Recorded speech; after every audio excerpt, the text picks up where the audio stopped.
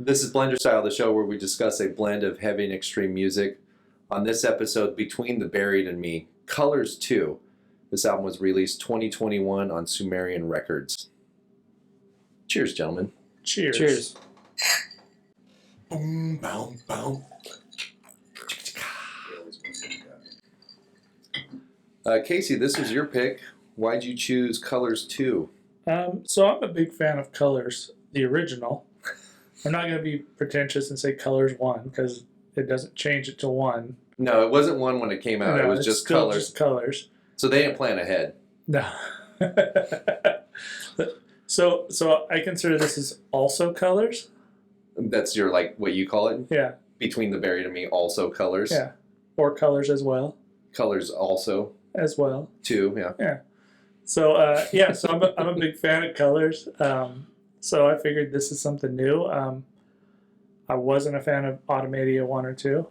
So I figured let's give this a chance and see where it goes. I'm familiar with Between the Buried and Me. I like Coma Ecliptic a lot. Mm-hmm. Everyone told me to listen to Alaska. I did not get into it. I didn't get into Colors. So pretty much for me, Coma Ecliptic and then this one, Colors 2 now. Yeah. What about you, Nate? You familiar with BT Bam? I thought Alaska was a great record. I listened to that record quite a bit. And what was the first one? Unsigned Circus or something like that? Had Mordecai on it. Mm-hmm. It was a great song. Colors was good, but I've kind of fallen off of the Between the Buried and Me bandwagon. So this is the first time I've had to listen to a record, in a long time. Yeah, so for me it was Colors, Automatia, or not Automatia, Parallax 1 and 2, The Great Misdirect, and then everything was kind of around before and after that, up until Coma Ecliptic, and then Automatia I wasn't a big fan of. So when Parallax came out, it came out as 1 and 2, right? Yes. As like a 2 album, and that was enough to make me not want to listen to it. Okay. But the one after that, what was that? Coma? Is that the one where there's like the guy dude laying? floating? Yeah, that's so I listened to that, and that was pretty really good. good. I love that album. Yeah, I thought that it album was great. actually pretty decent. And as an album, it was real tight, and it plays as an album. Mm-hmm. This is straight up fucking progressive metal. Oh yeah. Yeah. Like true, technical progressive. They throw in everything you can think of. Yeah. And the kitchen sink. And the kitchen, there's a ton of I think they genres. even borrowed their neighbor's kitchen sink to throw in on this. They do. So the vocals, I think there's just the one dude doing vocals. Yes. He does a lot of clean vocals. They sound great. And he does this, he has a very unique growl sound, which is pretty good. I like it. It is. And it's funny because it's consistent. It's consistent. And it's almost like effortless the way he does it.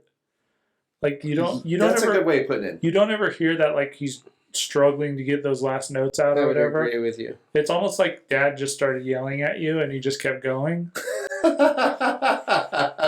Clean the kitchen. Yeah. He's like the dad that would have the Yeah, exactly. Yeah, something like that. Like I got the bush. So we saw him live up in Fresno, and yeah, he's just as good live as he is on album. I mean, I believe it. He does a good job. He takes care of enunciates his it voice. well. Like it's easy to understand the growling stuff, but it is pretty aggressive sounding. Like it's straight up death metal almost. Yeah, some points on this one kind of.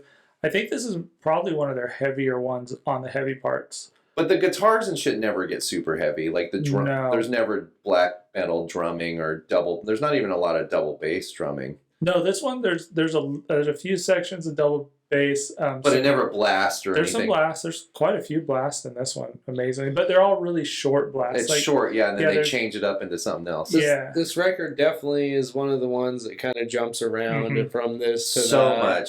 It's so much. It's kind of hard to. You definitely have to listen to this a few times. You'll be going from like a almost a death metal growl blast beat, section for 5 or 6 seconds to a jazz fusion. Yeah, some salsa beat. Yeah. And like weird piano parts. Yeah, and the transitions they do to get to those points they're flawless. They're seamless, yeah. Yeah, it's so good. Like this is System of a Down transition on steroids. This is like System of Down if you added like a shitload of musicianship and like 5 more genres. Yes. Yeah. This is Dillinger and Dream Theater.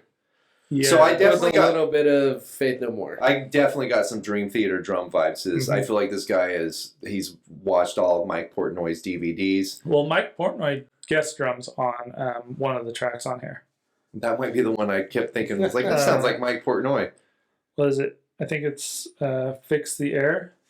He plays drums on that? He does the drum solo with the cowbell part going and stuff. Okay, so that It's makes- actually three different drummers that Since- guest in that, but he does like the first drum solo part of it. since the song's brought up, I gotta say, this is by far my favorite track on this whole fucking record. Fix the Air. Yeah. The bass line that gets going and the bass solo, and Dude, Dan then Briggs is a later great bass player. they go into it again, and then all of a sudden they break it down to that Mhm. drum solo, and that drum solo is sick. It's so good. You don't hear drum solos in a lot of music, and to hear it and to be as good as it is, it's yeah, I agree. With That's the best song in my opinion on the record. you. So between the Buried and Me, they formed in 2000, and they actually took their name from a Counting Crows song off of August and Everything After called Ghost Train, and the lyric is 50 million feet of earth between the buried and me, and they took their name off of that lyric From Counting Crows? from Counting Crows. Dude, And that that- just kind of goes to show how That honestly makes me like that even more. How- 'Cause That's I'm a interesting Counting as Crows shit. it is, fan. and that's kind of like one of those things. And I'm a Counting Crows fan too, but it also just goes to show like how wide their musical Oh, for like sure. birth is. Tommy, the lead singer, has a band that I think it's called Thomas Giles or something like that. Mhm. Dan Briggs has a jazz fusion thing. I think I sent you guys a song for them, Triescapes. He also has like a couple other. It's like jazz bands. fusion, Yeah. like Interesting. Yeah, so I mean, everybody in this band is like a musician. I think every one of them can probably read music as well as write it. Oh, I'm sure, yeah. yeah. I definitely get that vibe.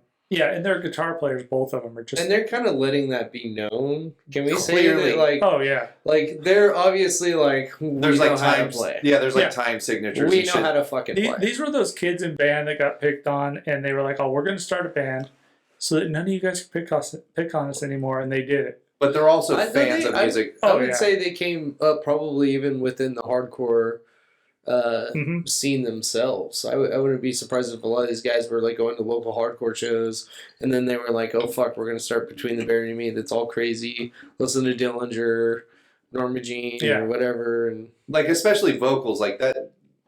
He doesn't sound like he's doing like a crazy amount of notes. Like, it's not Queen or. No, he's got like Or power metal. He's got like 2 or 3 different voices he uses, and he doesn't. It works scare really him. good, And though. it does. I would say so. But it's not like technical singing. But the The music. musician, The instruments are way fucking technical. even the growls aren't very technical. No. But it works. Yeah, The music is what's technical. his in this. growls are weird too because they're almost like a dry growl. They don't have that guttural kind of thing. It's like yeah. I feel like when he does his vocals, he's not like loud. Where No. he's got to stay away from the mic. I'm sure he's like, Like he's cupping the Well, mic so, and stuff. so that's what makes it funny. So I thought the same thing, but when I watched him live, he stands pretty far back from I'm his sure mic he when he does. does it, which is crazy because yeah, the way his voice comes across, it doesn't seem like it's a loud like growl or whatever. and he's been doing this for years. and for him to do it for as long as he's done without vocal damage tells you that he's doing it right. Was that 21 years? You said 2000 Yeah, they came out? 2000. Yeah, so 21 years. And so this album's kind of a progression of the original Colors album. They said, where Colors was kind of the band looking at themselves and deciding that they didn't want to follow mainstream to be successful. They didn't want to do what the record label or what the record company said. Colors was kind of a transition period for them where they kind of just threw their hat out there and said, you know what, screw it. We're going to do what we want to do. And if people like it, they like it. If they don't, they don't. And it became like one of their best albums to date. Mm-hmm. So they released, whatever in between. And then this whole pandemic thing happened. And from interviews on the band, they said, so this was our kind of chance to look back inward and see where we've gone since we made Colors and decided that we weren't going to follow the norm. Did we follow the norm or did we not? And so this album was kind of their calling out to other bands to step outside of the mainstream and start thinking for themselves. So it was kind of a cool little project. The lyrics, I don't know if I really picked that up in the lyrics. Mm-hmm. I have no idea what he's singing about at Yeah, all. and that's the thing. So There's even some parts where he's like, where he says like something about how we have to separate ourselves. So like, I started to read the lyrics and I was just like, nah, I can't. well, do yeah, this. and so that's my thing. Like the way that he writes lyrics isn't necessarily like a story. He writes. It's almost like he writes little thoughts, like segments of thoughts out, and then It kind of reminds me of Steven Wilson, that progressive guy, okay. where just like talking about the future too much and how like I don't know. Yeah, well, and that's what I'm getting at. Like nothing really flows from one verse to the other. It's a thought, like maybe a paragraph thought, and then it goes to the next thought, and then the next thought. That's kind of how the music is. So like you're saying how the like lyrically he kind of jumps around. Mm-hmm. The music's kind of doing that too. Yeah, like they jump from one like sound to another sound, and it's almost like they have ADD. Yes. What'd you like about this, Casey? Okay, so I liked all the change-ups on this. Like, I like the way that they go from one style to another and then back and forth, and it kind of keeps you guessing the whole time. Blake's drumming on this throughout is amazing. I don't see how, with all the change-ups and stuff, I don't see how he memorizes the songs. Like, to me, I don't understand how any of them do. Well, and that's what I'm saying. Like that's true. Yeah, I don't get it. Because I listened to it a bunch and I still don't have it memorized. Well, like as a fan, just listen to the music. It's just and then Dan has some really cool like bass lines in this where he's just kind of like the bass is walking. It's almost like an upright bass sound, but it's not. Like walking bass in the background and stuff. Some really cool guitar riffs and stuff. They have this kind of structure where their music starts out almost like how classical music like Beethoven and stuff starts out like a symphony. It starts out with like a structure and kind of follows it all the way through. It's a journey through the whole thing. And they kind of do the same thing, not necessarily the same structure style, but they kind of follow the same thing where they start off at the beginning of this journey and you're going to go up and down and left and right all over the place. You're going up the roller coaster. Yeah. You're gonna... and that's the thing. You might start in the valley and then end up way up top or whatever, but it doesn't just start and end where it started. It's always a progression. You're always going to end up way higher or way lower than you started, which is really cool to me. Mm-hmm. What about you, Nate? What did you like about this? The musicianship is just killer beyond all belief. I think even like the opener with like how you said like they opened it well with the clean vocals and like coming in like mid tempo and stuff. I felt like it was an album. It took you places. Yeah, just the musicianship and how they put all this stuff together and jumped around. It was pretty crazy. I like that it actually made me have to listen to it. It made me have to do the work. Like, I'm not going to just listen to this record and be like, give an opinion. Like, you listen to this record and you're like, I have to listen to this like 7 more times before I can even talk about what the hell I just listened to, you know? Yeah. And I really like that about it. So to touch on that, though, like, so we nominate these albums that we're going to listen to, and we do it for 2 weeks. 2 weeks was not enough time with this album. Not really. Like. Yeah. To catch everything, yeah. This is a big sandwich. It is. So what about you, Matt? What did you think about it? Or what did you like about it? No part of this sucks. You can jump anywhere in this and it's going to be pleasing to the ears. It sounds great the whole time. Mm-hmm. Like none of this ever gets boring. It's always entertaining to listen to and pleasing to listen to. Like it's never, it's challenging, like you're saying, like, cause it's a lot to take in, but it's almost like a buffet of delicious food. Like I want to eat all of it. It's a lot to eat. Like how am I going to get to the end of this? Like none of it's weird where I'm like, ooh, this is like in 7-8 time and I can't figure it out. Like it's all easy to digest. Yeah. There's just a lot of it. Okay. And you're not a big Between the Buried and Me fan to begin with, really? No, not really. And I think some of my dislikes for this is it's just like it's too meaty, it's too long. Okay. Like this doesn't play like an album to me. I thought Coma Ecliptic did. Like that feels like tighter to me. Yeah. Like more like an album. Well, that's kind of touched on, like I said earlier. This is more like an opera or something. They're trying to put everything they can into this, and it's too much, and it's long too. It's 78 fucking minutes. And honestly, the changes don't necessarily even make sense. It was just like, oh, we played this. Let's throw this thing in. That's Sometimes a little. I mean, I get that you're being off and you want to play something, but are you just doing it because like, well, we could do this. Well, we could throw this in there because we want to play everything that we can. A lot of these changes don't make sense, but they work. I wonder how much of this they're writing on paper.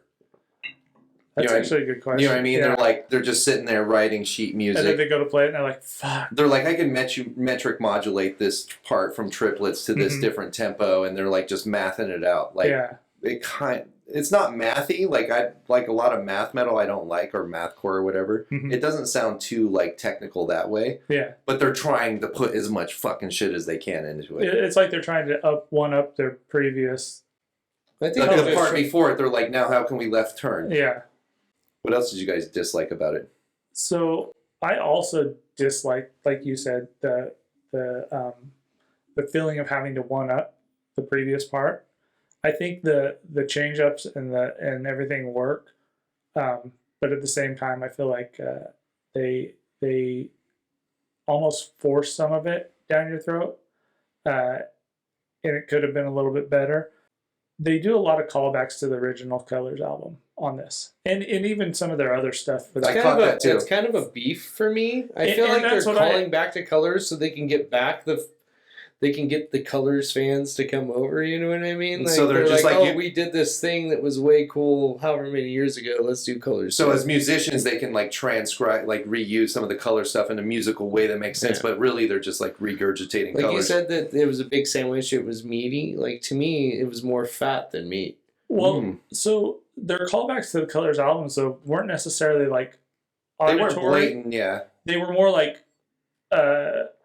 we must open the closed circle, or open the closed circle. There's a note or a reference to it on this, where in the original Colors album they needed to step out of the closed circle because they were stepping out of their comfort and what everybody labeled them as, and then so they stepped out of it. So this one, they're like, hey, let's just open the closed circle. Let's not do with labels anymore. Like everybody needs to just step out and be free to do whatever they want to do, kind of thing. That's one of my beefs, is that what you're saying right there. You have to go deep to understand that. I'm not that smart. Honestly, that's my beef with it too.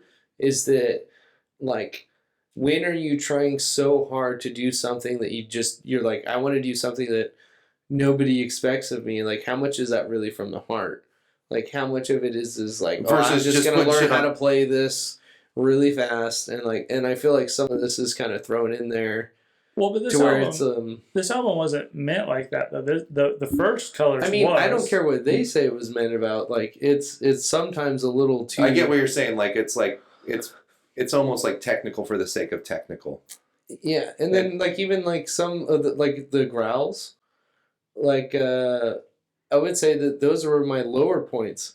Like the higher points were the cleaner parts for me. His singing was, I think, on point on this. I think a lot of the growls were kind of out of place. One of the things that turned me off about BT Bam originally was the growls. I kind of got over it, but it's not a death metal sound that I really like. So my other big dislike about this, on top of like the throwbacks were cool and all, like I was saying, but they felt out of place.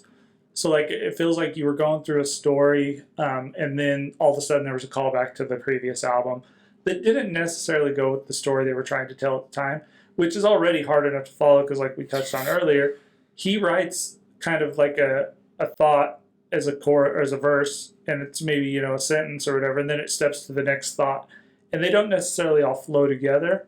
But then the calling of the album Colors 2 forces you to compare it to the first album. I had to listen to the other one. I did. And this isn't as good as the first one. Like I can't help but think there's some kind of marketing thing. Like, we're selling more of Colors now, and we're selling more of Colors 2. Well, so that's the thing. So Automadia 1 and 2 was 10 tracks on 2 albums.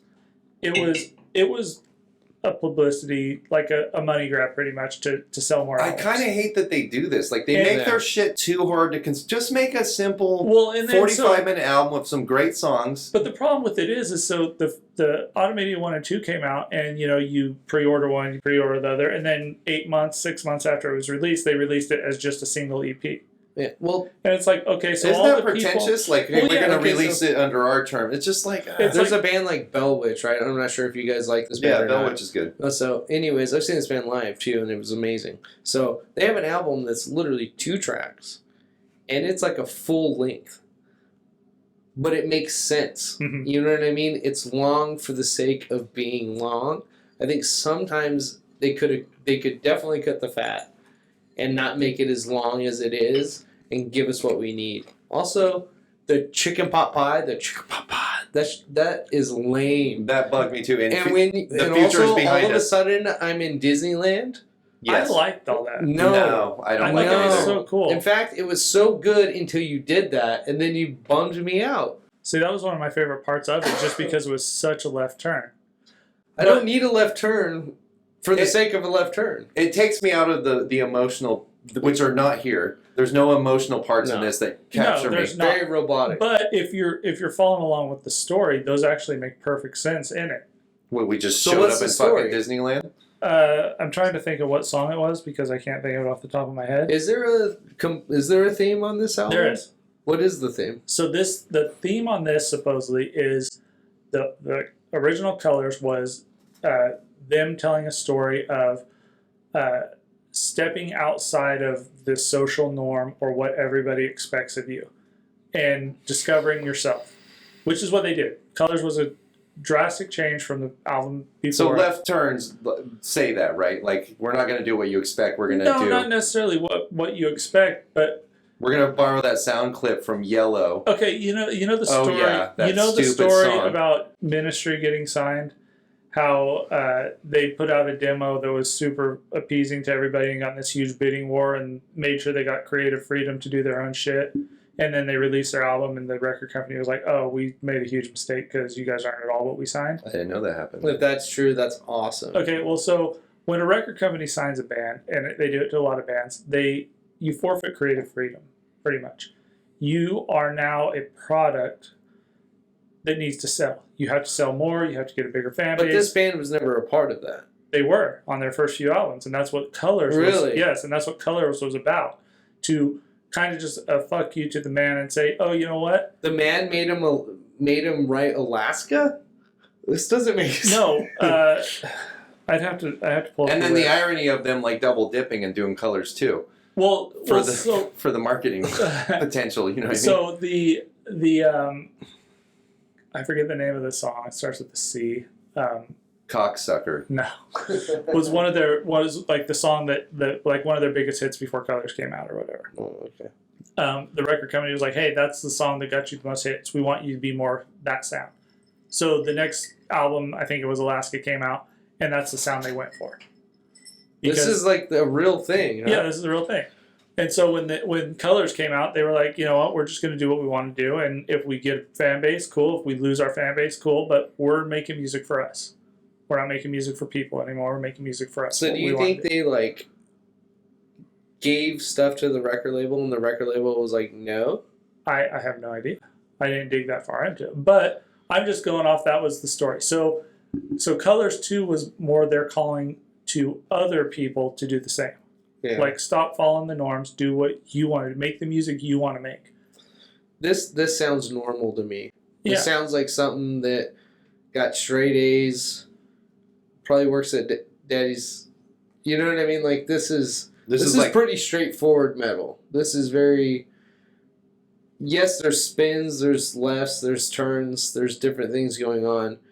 But there's nothing new here. There's nothing new here. There's even it's a lot of and I might sound like I'm shitting on this because I'm not shitting on this record. This record is actually pretty. I mean, these guys are great. I love a lot of what's going on here, but it definitely plays. They're mixing. It's very generic to me. Well, and I agree with you. So very cookie cutter. So Colors came out and it was a big departure and diversion from what they did. They did the Parallax 1 and 2, which Colors was great. Which was great. The Great Misdirect, which was great. Coma Ecliptic, which was great. Automatia was mediocre. This is kind of almost like they were in lockdown. They were searching for something to push the envelope, but they ended up recycling a whole lot of what they had already done before. Maybe they were just walking around their living rooms trying to write a record and like Well, and I don't maybe even this, maybe that. well, maybe. I don't even know if it's that. Maybe it's because nobody was technically around each other, so everybody came up with something, Yeah, and it was all different. And they're like, "Well, shit, let's just incorporate It sounds like it all that. Like together." they all just. yeah. But it works, It's and it works good. My biggest complaint, like I said, was the fact that by calling it Colors 2, you're forced to reference Colors, which I think was a better album. Not knocking this one saying it's bad, but to call it Colors 2, you force somebody to reference it to the previous one. I would agree with Like you. any That's other kind sequel. of- Like any other sequel. So if you're not going to do something as good or better, maybe they think they did better. well, though. and you know what? And like I said, like Matt was talking, and you were talking, it's a big sandwich to take. A year down the road, this might be up there with it. But there's so much going on here that I can't digest it 2 weeks and be like, oh, it's the best album they've ever done, or oh, it's a great change up or whatever. To me right now, it's a Between the Buried and Me album. It's better than Automatia. It's probably not as good as Coma Ecliptic. It's definitely not as good as Colors, but it's good.